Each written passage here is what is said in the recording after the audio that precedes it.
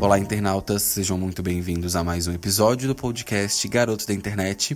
Primeiramente, eu gostaria de pedir desculpa a vocês, porque o último áudio do podcast ficou meio ruinzinho. É porque eu tava testando aí uns novos formatos de edição, tava testando uns novos aparelhos de áudio e eu vi que talvez da forma como eu fazia anteriormente fosse melhor. Eu queria falar pra vocês também não esquecerem de me seguir aqui no Spotify e me seguir aqui no YouTube se você está me escutando por essa plataforma aqui. Se inscreve no canal, curte, comenta, é muito importante fazer tudo isso porque daí eu vou saber que vocês estão gostando, tá bom? Lembrando vocês que toda segunda-feira, 10 horas da manhã no Spotify e no SoundCloud tem episódio novo. O meu arroba é Garoto da Internet e na quarta-feira nós temos vídeo lá no canal às 6 horas da tarde, beleza? Eu fiquei pensando muito nessa última semana sobre várias coisas que aconteceram relacionado ao furacão, sabe? Que a gente, sei lá, o ciclone, bomba, não sei como é que se chama, que aconteceu aqui em Floripa e que foi bem terrível. E sempre que acontece alguma coisa assim eu fico pensando nas pessoas que são mais vulneráveis, sabe? Quem tá na rua, quem não tem uma casa, quem tá 100% exposto nesse mundo, tá ligado? Nesse mundão de Deus. Não só seres humanos, mas também como animais. Tipo, é muito bizarro, porque depois que eu vi Parasita que eu comecei a não achar mais tão legal. Tipo, quando tem uma tempestade muito forte ou quando tá muito quente na rua. E não que eu acho legal quando tá assim, mas é porque a gente normalmente costuma falar, tipo, nossa, que bom que tá chovendo, a gente precisava de uma chuvinha. Ou tipo, nossa, que delícia que tá calor, vamos pra praia. Sendo que tem outras pessoas que estão em situações mais vulneráveis e que não têm acesso a esse desejo, podemos dizer assim, né? Hoje eu queria falar sobre a arte circense e como eu acho incrível esse método nômade, podemos dizer assim, de pessoas que vivem para isso e estão sempre aí na luta para fazer a arte acontecer, estão sempre renovando, né, os espetáculos e aprendendo a se adaptar às tecnologias, às novas mídias. A gente vive hoje uma era totalmente da informação, né, da tecnologia, então os circos, por mais que eles sejam um material de apoio educacional e social, podemos dizer assim, que é muito artístico, eles se sentem sempre na obrigação de estar à frente do seu tempo por todas as questões, né?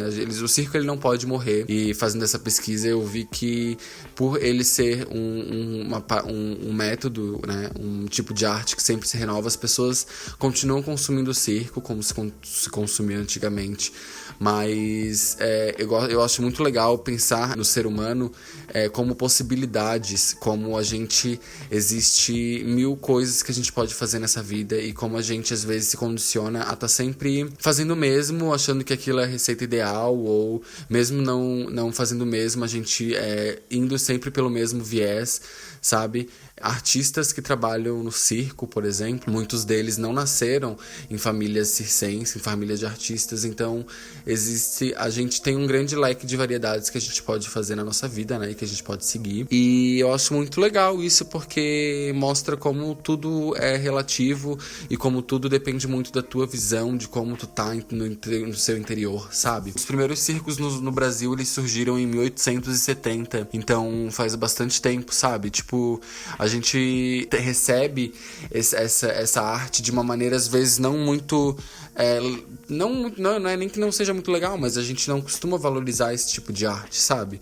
Eu vi que o circo ele veio pro Brasil através das famílias europeias, né? E que não existe mais grandes espaços no centro das capitais para os circos eles montarem a sua lona, porque todos os espaços eles estão sendo ocupados por prédios, por casas, e hoje os circos eles estão muito mais nos interiores, por exemplo, onde eles têm contato direto com a população, onde eles conseguem juntar um número grande de bilheteria em locais onde o entretenimento ele não chega tão fácil, sabe? Infelizmente, no Brasil, o circo ainda não é considerado um patrimônio cultural, então os artistas de circo eles lutam, né, há quase 10 anos pra isso acontecer, mas ainda não é algo válido. Então eu sempre fico pensando, tipo, na desvalorização também desses profissionais, sabe?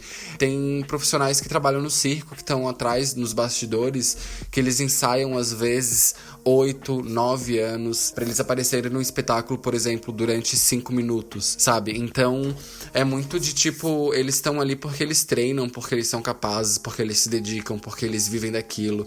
E sinceramente eu acho que deve ser incrivelmente genuíno tu trabalhar com algo que tu desperte a ilusão, sabe? A magia, tu faz com que aquele momento que a pessoa está disposta a estar ali seja totalmente fora do que ela tá habituada a viver no dia a dia dela, porque o circo, ele, ainda mais agora, nas novas décadas, né? O circo, ele trabalha muito com tudo que ele tem possibilidade de trabalhar, com luzes, com cheiro, com textura, com imagem, com cor e com áudio. Então, tipo, eles cada vez mais utilizam de toda a tecnologia pra trazer uma experiência muito foda.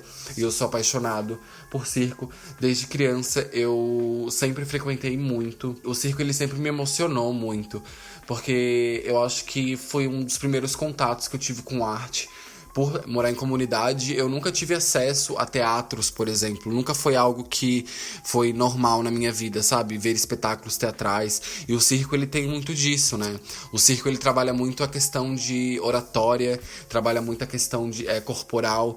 O que você é capaz de fazer com o seu corpo, sabe? O que você é capaz de fazer com a sua voz. E o circo, ele traz muito dessa questão social, de tirar um pouco a gente da nossa realidade e levar a gente para um mundo de fantasia, que eu acho que o imaginário da gente é tão poderoso e a gente é capaz de ser tão mais infantil às vezes, sabe? E menos adulto, que é o que falta na gente às vezes pra gente ser mais criativo, pra gente ser mais autêntico, pra gente ser mais sociável. As crianças, elas são totalmente livres, né? Em todos os sentidos, elas falam o que pensam, elas fazem o que querem. Então acho que quando a gente é adulto, a gente cresce, a gente aprende que na marra que a gente não pode ser tudo isso, que a gente tem que seguir algumas regras sociais, né? Pra gente poder se encaixar nos lugares, pra gente ser aceito. E é bem problemático pensar assim. Mas como é de fato viver num circo também, sabe? Tem gente que se dedica a vida inteira pra isso. Nunca teve uma casa fixa, por exemplo. E eu fico muito curioso. Eu queria muito participar de alguma oficina de circo ou fazer aulas, sabe? De acrobacia. Teatro é uma coisa que me instiga muito. Queria muito fazer teatro pra trabalhar minha oratória, minha timidez, pra me relacionar com outras pessoas de forma corporal, de maneira mais íntima. O teatro, as dinâmicas teatrais, elas são muito elas te expõem muito ao ridículo. Então existem muitas dinâmicas corporais, muitas coisas que tu faz quando tu tá numa aula de teatro, que tu se expõe tanto ao ridículo na frente de outras pessoas, no bom sentido, que isso vai fazendo tu não ter mais vergonha de si, não ter mais vergonha de todas as expressões que teu rosto pode fazer, que teu corpo pode fazer, das tuas vozes, dos teus tipos, dos teus trejeitos.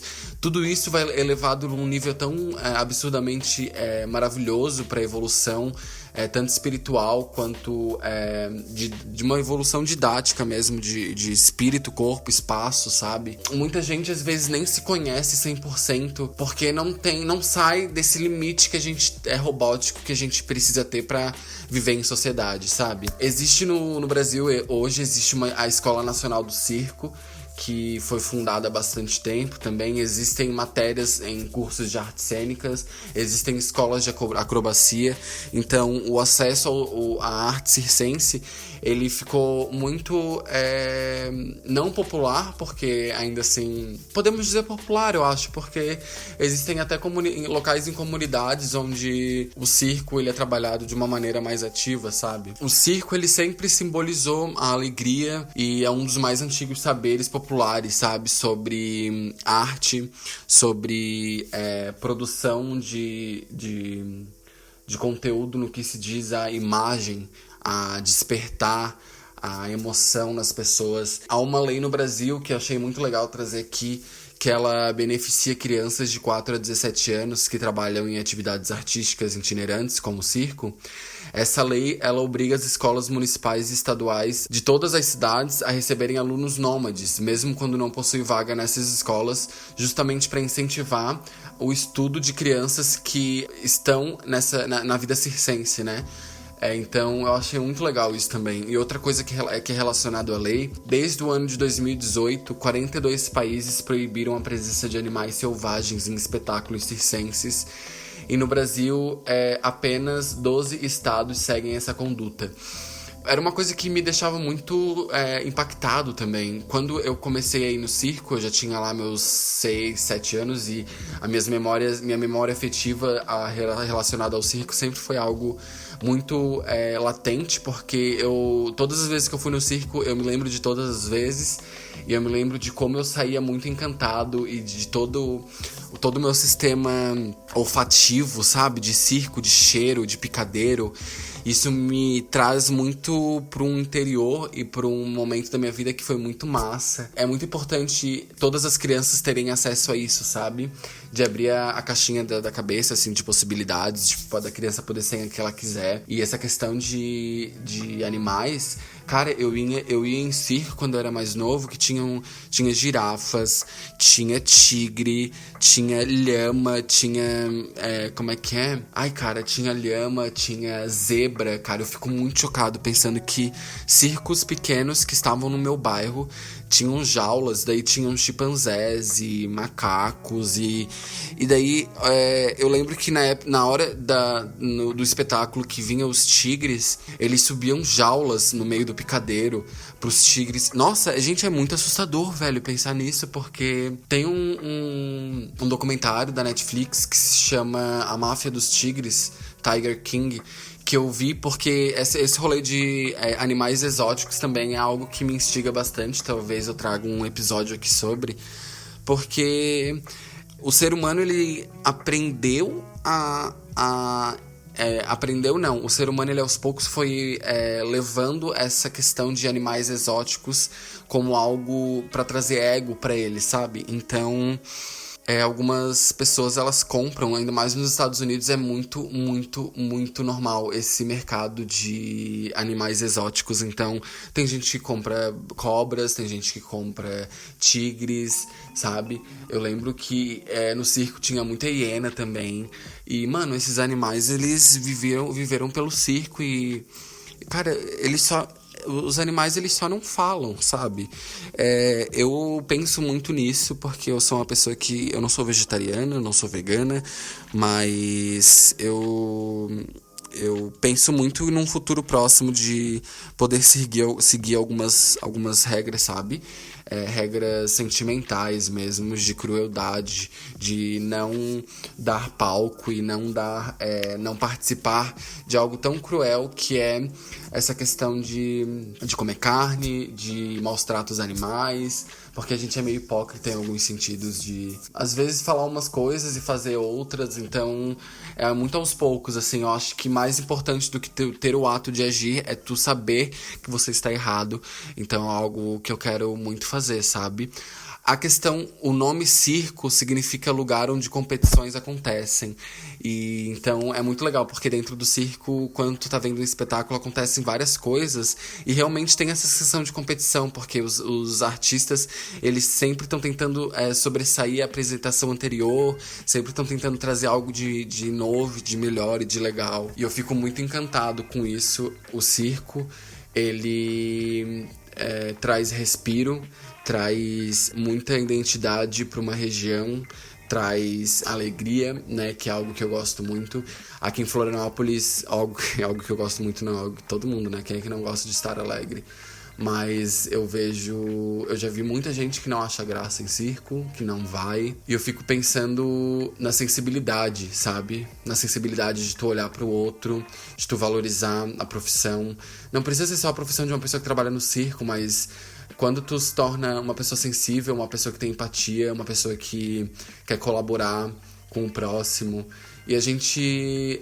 Pode parecer muito clichê falar isso, ou que a gente seja obrigado a seguir essas qualidades, Mas, gente, o que mais a gente encontra são pessoas que falam e não fazem, sabe? Então, valorizar mesmo, valorizar artistas de rua, sabe? Que fazem, às vezes, estão em sinais, fazendo malabarismo, fazendo coisas com fogo, arte com facas. E o Brasil, ele é muito diverso. Eu tenho muito orgulho de ser daqui, eu gosto muito da cultura brasileira, eu gosto muito do povo brasileiro. Por mais que a gente esteja passando por umas noias bizarras e com o governo, mas eu acho que a gente é tão raça, tão cores e tão pele, tão suor, assim, sabe? Uma coisa tão quente. E às vezes eu vejo a gente tentando ser tão americano. Eu até falo de mim, assim, de ter umas referências americanas. E quando eu vi Bacurau, por exemplo, que foi um filme lançado recentemente, eu fiquei tão em choque no quão a gente é poderoso e no quão a gente é capaz de ter uma raiz de expressão tão mais complexa do que a gente e de como a gente às vezes é tão raso, e de como o Brasil ele é totalmente tropical, e de como a gente é tão incrível. E eu acho que o Brasil ele é muito... nessa pesquisa que eu fiz e que eu tava lendo sobre, eu vi uns documentários. Tem muita coisa no YouTube, tá, gente? Se você tem curiosidade em saber, tem muitos documentários sobre o Canal Brasil, que fala sobre a vida do circo no Brasil. Tem muito documentário, tem espetáculos do Circo du Soleil, que é um dos circos mais conhecidos do mundo, mais famosos. Mas eu gosto muito de circo raiz, sabe? Eu valorizo muito esses circos que são totalmente grandes e lindos, incríveis, mas eu sou muito do circo raiz, daquele circo de bairro, do circo de lona, das dificuldades. Eu acho muito bonito tu tirar arte da onde não tem, de tu abrir as portas e criar um circo do zero. Pensa quão incrível é isso, sabe? E tu levar arte pra todos os cantos do país. Eu queria muito poder um dia mais pra frente ter um projeto visual onde eu consiga encontrar essas pessoas e falar com pessoas que trabalham em parques de diversão itinerante, artistas de circo, profissões que demandam essa entrega corporal, sabe? É algo que me instiga muito. Inclusive, eu tô terminando a minha faculdade esse ano, né? Eu vou me formar em publicidade e eu tô pensando muito em fazer uma pós em cinema. É algo que eu tenho pensado muito, eu nunca falei isso pra ninguém, mas é algo que tá bem latente dentro de mim, é algo que eu sempre penso, porque o visual, quero muito trabalhar com documentário, quero muito falar sobre histórias e compartilhar e eternizar, porque às vezes eu tô no YouTube e vejo uns documentários de, sei lá, 1919, 1800 e alguma coisa, sabe? Então, são coisas que os diretores, os cineastas que documentaram já nem estão mais aqui, mas a obra deles ficaram, sabe? E é algo que eu penso sempre. Enfim, gente, eu acho que esse formato de trazer coisas diferentes aqui tem me ajudado a estudar sobre outras coisas. O circo, ele é uma arte milenar e ao mesmo tempo contemporânea. Ao mesmo tempo que ele traz coisas antiguíssimas que a gente tem acesso, ele se adapta cada vez mais para estar à frente do seu tempo. E o circo, ele é algo que eu valorizo muito. E eu tenho muitas saudades. Eu acho que o ano retrasado eu fui no circo, levei o Rafa, um sobrinho meu. É muito mágico, eu amo. O episódio foi esse, espero muito que vocês tenham gostado. Se vocês que estão até aqui, muito obrigado. Essa foi a arte que eu fiz, totalmente colorida, totalmente vibe circo. Eu trouxe umas referências muito do que eu acho de circo, sobre essas cores, sabe? Sobre a lona do circo, sobre toda essa questão visual que o circo traz pra gente, que é tão importante em tempos difíceis, né? Pra gente se apegar nisso. Lembrando que toda segunda-feira, 10 horas da manhã, no Spotify e no SoundCloud tem episódio novo. Me segue no Instagram, @garotodainternet, pra me acompanhar por lá. Eu tô fazendo agora postagem nos meus melhores amigos, então se você quer entrar nessa lista de melhores amigos, é só você me avisar que eu te coloco lá, tá bom? Ficamos por aqui, nos vemos na próxima semana. Um beijo do Garoto da Internet, até o próximo episódio e tchau!